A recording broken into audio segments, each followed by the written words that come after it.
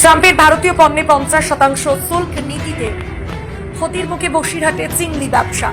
লক্ষ লক্ষ টাকার ক্ষতির আশঙ্কা। বিপদে বসিরহাটের মৎস্যজীবী ব্যবসায়ী, এক্সপোর্টার ও মাছ প্যাকিং শ্রমিকরা। আচমকা ভারতীয় পণ্যের উপর শুল্ক বাড়িয়ে 25 থেকে 50% করে দিয়েছেন মার্কিন প্রেসিডেন্ট ডোনাল্ড ট্রাম্প। আর তাতেই বড় সংকটে পড়েছেন বসিরহাটের চিংড়ি রফতানিকারীরা। কার্যত বিপর্যয়ের মুখে পড়েছেন চিংড়ি ব্যবসার সঙ্গে যুক্ত ব্যবসায়ী থেকে শুরু করে মৎস্যজীবী সহ চিংড়ি প্যাকিং করার শ্রমিকেরা। আমেরিকা ছাড়া একইভাবে ইউরোপের অন্যান্য দেশের বাজারে মাছ রপ্তানি করা হয়, তবে বাকি দেশগুলির তুলনায় আমেরিকায় ভারতীয় মাছের চাহিদা বেশি।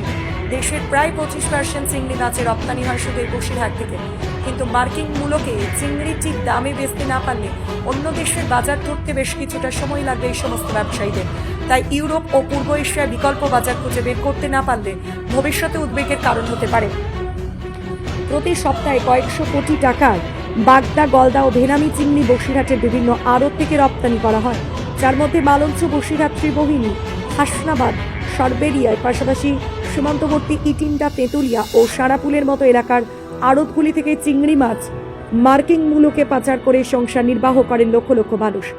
আমেরিকা ছাড়াও ভারত থেকে চিংড়ি আমদানি করে ভিয়েতনাম, থাইল্যান্ড, চীন, জাপান, ইন্দোনেশিয়া, রাশিয়া সহ বেশ কিছু দেশ।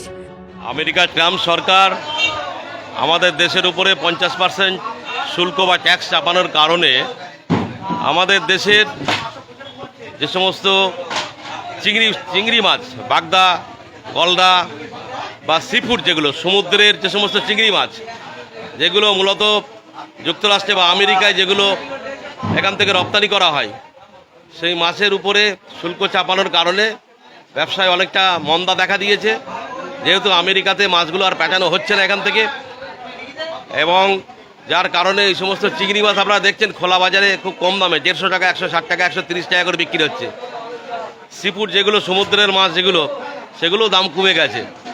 এতে করে সমুদ্রে যারা মাছ ধরে, যারা মৎস্যজীবী, যারা মাছের সঙ্গে যুক্ত, তারা প্রচণ্ড ক্ষতি হচ্ছে তাদের, এবং যারা মাছ ব্যবসায়ী যারা, তারাও প্রচণ্ড ক্ষতিগ্রস্ত হচ্ছে। জানি না এই জিনিস কতদিন চলবে। এবং আমেরিকা মাছ না নেওয়ার কারণে বা শুল্ক চাপানোর কারণে ইউরোপের দেশগুলো তারাও এই সুযোগ নেওয়ার চেষ্টা করছে, বা আমাদের পার্শ্ববর্তী দেশ চায়না, জাপান, যেখানে মাছ সাপ্লাই হয়, তারাও এই সুযোগ নেওয়ার চেষ্টা করছে। যার ফলে মাছের ব্যবসা, বিশেষ করে চিংড়ির ব্যবসা এবং সিফুড সমুদ্রের মাছের ব্যবসা অত্যন্ত তেলানিতে এসে গেছে, এবং মাছ ব্যবসায়ীরা আগামী দিনে খুবই বিপর্যস্ত হয়ে উঠবে বলে আমরা মনে করছি।